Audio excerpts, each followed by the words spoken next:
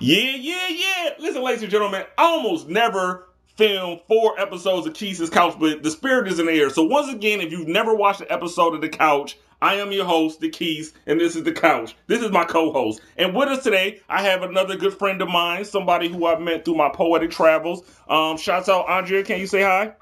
Hi, everybody. Yeah.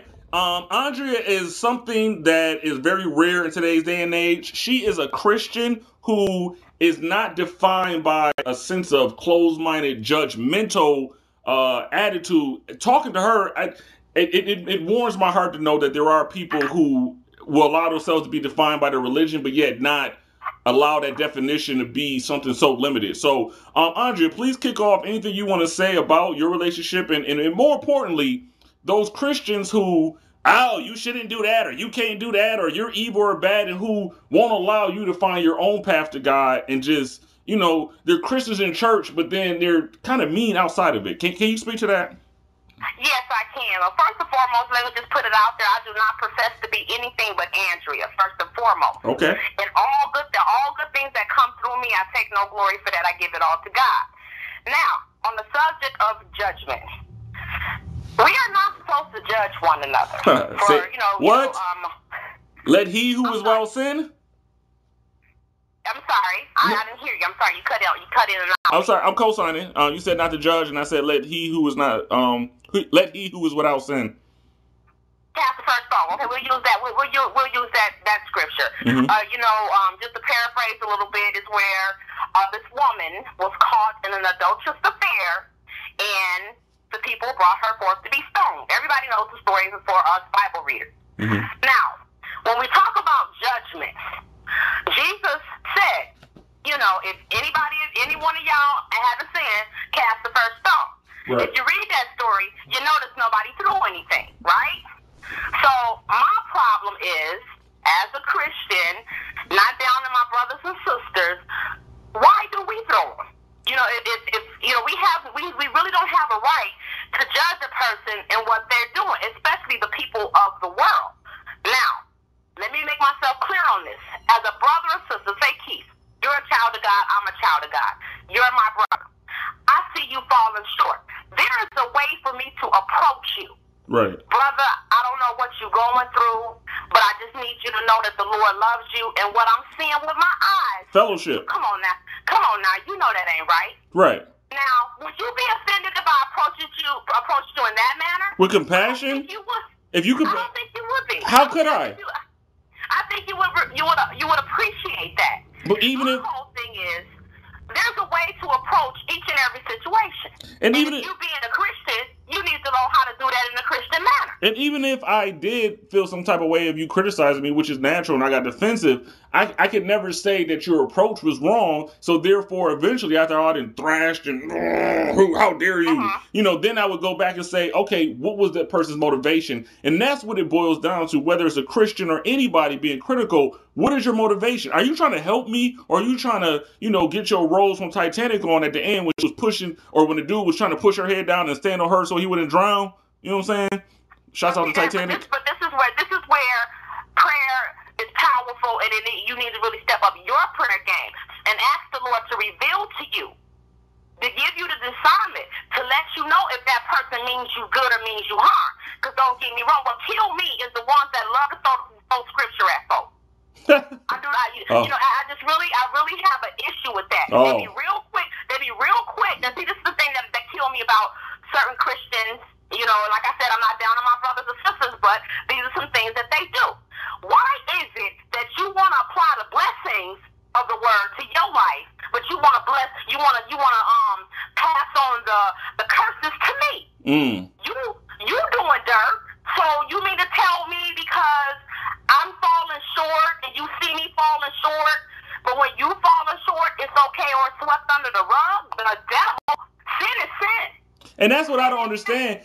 Christians, the devout Christians, especially black Christians, they look at me and, oh, you smoke, or you like sex, or you curse, and you do all this stuff. And that stuff, I can see it even objectively being bad, but then someone can say it's fine. But then for them to look at me and be so viciously judgmental, I'm like, don't do anything? Like, why? As a Christian, you kind of think that you should be more compassionate and accepting, and because you have this name that means that you live in the spirit of Christ, who was like one of the coolest dudes ever. You know what I'm saying? But yeah, you might as well call yourself a Devilidian. You know what I'm saying? You roll more like the devil with your spirit than you do with Jesus. This dude was easy breezy. Now, like I said, again, I don't profess to do anything, and I'm still learning and growing as I study and develop my relationship with God. And I've been studying the character of Christ. Not one time have I seen him even back. Even when he was putting the Pharisees in their place, he still showed some sense of compassion and love, in my opinion, and how I've read his word and how I've read his word. Now, don't get me wrong, he checked them, but it was a way that he did it. It's like it hurt him that they wasn't receiving him. Because the Bible says that God does not desire to lose any of us, first and foremost. But then also, too, to piggyback off what I'm saying, listen, we all have a thing called trial and tribulation. Every one of us. Who am I to judge your trial and your tribulation? I don't know what God is about to do through you. I don't know why God is taking you through what he's taking you through. He might want you to be a killer or something. My job as your brother and sister, my job as your sister is to encourage you, to keep you focused on the promises of God, to keep you wishing, not wishing, but hoping and believing. And that's the point. You make a good point. You already down. Right. What I look like coming to put my foot on your neck. And you make a really good point. If God controls everything, who are you to question not me but him? I tell people all the time, my relationship with God is not the traditional Christian relationship with God. Because I've studied various religions. I've studied Hinduism and the Muslim faith, and I love the beauty of that spirit of love that exists in all major religions and wisdom. So to say, well, I'm not going to read the Quran or the Torah because that's not how I was raised, you're cutting yourself off from at best another religion that might be true, and at worst a great story. Either way, why say no, I don't want to see it, I don't want to have it, and I don't want to deal with those people? At the end of the day, one thing religions all have in common is to be better to your fellow man. So I don't understand how people can be critical of something that's beyond not only you but me. My personality was meant by God to serve a purpose, whether it's to be a leader, a martyr, an asshole. Maybe God, God created the devil so as to create, an antithesis of him. So. But think about it though. Think about the men and women in the Bible. Think about Abraham. Think about Isaac. Think about Moses. Think about, David was a whore and a murderer. But God, used him for his glory. Yeah. That's why I said, my thing is, and where I'm at in my life, because I don't profess to be perfect. I'm not perfect. And see, where the Christians, I believe, get it twisted with the word perfect, they view it in the way that the world describes perfect. But in God's kingdom, perfect and perfection means maturity.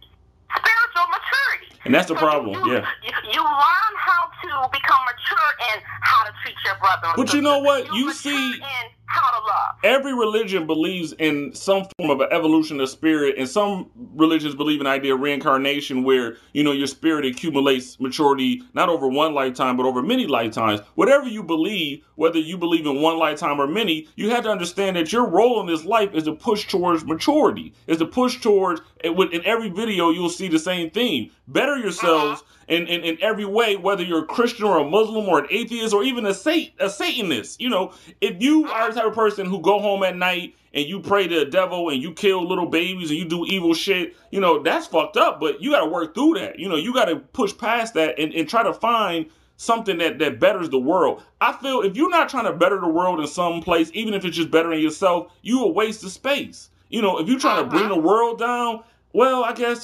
Jesus, I read once he was sent to bring division, not peace. So you might have to have opposition because the devil was meant to provide an alternative to God's plan. And I'm using those terms, devil and God, loosely because I don't want to alienate, non-Christians. Even the scientific people, you believe in the idea of entropy, a movement towards decay. Something that I'm currently studying a world religion class. And my thing is, before I even went into this class, I'm so strong on what I believe.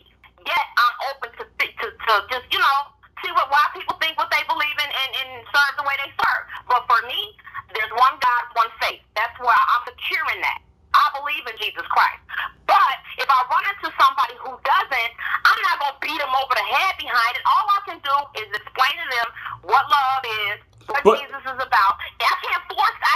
If God doesn't force us to believe in him, why should we force other people to believe in what we believe? I'm not that type of Christian. Listen, I believe in Jesus Christ. I know what he has done for me. All I'm going to do is tell you my testimony, my story. Hopefully, prayerfully, what the Lord has put in me and has allowed me to go through, this person will see, and it will lean them towards to figure out, well, what can Jesus do for me?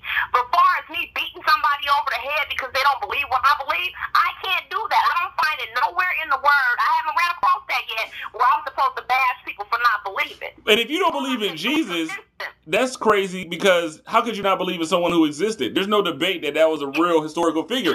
Whether or not you believe in he was the Father, the Son of God. Sadly, there's some people out here that don't. Well, there's people out there that don't believe in dinosaurs and a lot of other stuff that's, empirical data. But it's compartmentalized. Don't put God in a box. It's time for us to stop putting God in a box. Stop saying God in, because if you read, he's the creator of all things. And just to take you a little bit further, I was reading in the book of Nehemiah. Nehemiah refers to God as a great and terrible God. When I read that, it blew me away until I got the revelation. All Nehemiah was doing was respecting and giving God the acknowledgement that he's the creator of all. He's responsible. He has to say so in whatever goes, good and bad. Right. He's responsible for little babies being killed in Africa. He's responsible for child molesters and serial killers. Right. People need to stop trying to figure out the mind of God. But can I tell you this? Can I tell you this, Andrea? Because we got 2 minutes. I want to say this real quick. One thing that I want to woke up this morning saying this to my wife. Listen, God does not work in mysterious ways as far as I can see. God's ways are very explicit and obvious. In my experience, when I'm at my lowest and I pray, God answers that. I call somebody, like I called yesterday to talk to my brother, and then my sister answered the phone and we talked for an hour. Shouts out to my sister Bridget, because she talked me literally off of a ledge. I was at rock bottom, and I called everybody I could think of, and God sent her with the right words to soothe my soul. Now, whether or not we're talking about the Christian God or faith or Allah, that's not, my point is not to draw a line and saying this is wrong. What's right is that God, however you define him, is love, is compassion. That's right. And so Amen to that. That's not mysterious. That is so true. That's not mysterious. How is it's not to me when something happens, I delight in seeing God's hand at work everywhere I go, and I see something happen or I'm experiencing something and I'm like, wow, that's God. And he's not a very clear defined, like you said, he's not in a box. I have studied almost every major religion that exists, from Shintoism to the Australian, to Jangawa, to indigenous religions, and even Maya and ancient African religions that, I've uncovered suggestions that, the information found in the Bible is predated by Egyptian spirituality, like the 42 emanations of Maya.